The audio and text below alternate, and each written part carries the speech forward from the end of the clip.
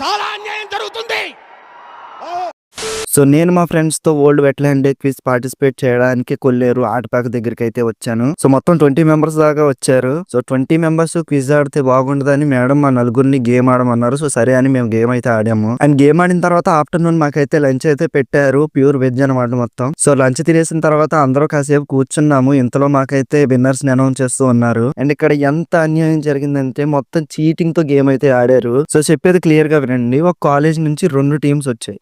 ఒక టీం ఏమో గేమ్ లో పార్టిసిపేట్ చేయడానికి వచ్చింది అండ్ ఇంకొక టీం ఏమో గేమ్ కండక్ట్ చేయడానికి వచ్చింది. 2 సేమ్ ఇన్స్టిట్యూషన్ నుంచి వచ్చాయి. అండ్ టాప్ 5 లో ఫస్ట్, సెకండ్, థర్డ్ 3 ఆ ఇన్స్టిట్యూషన్ కి వెళ్ళాయి. ఇది చీటింగ్ కాదంటే ఎలా నమ్మాలి బ్రో? సో మాకైతే చాలా చిరాగ్గా ఉంది. మేడం మా మీద పెట్టుకున్న నమ్మకాన్ని మేము నిలబెట్టుకోలేకపోయాము. అండ్ నేను ఒకటే చెప్పదలుచుకున్నా, చీటింగ్ ఆడి గేమ్ గెలిచిన వాళ్ళు, పార్టిసిపేట్ చేయకుండా ఇంట్లో కూర్చున్న వాళ్ళు నా దృష్టిలో ఒకటే.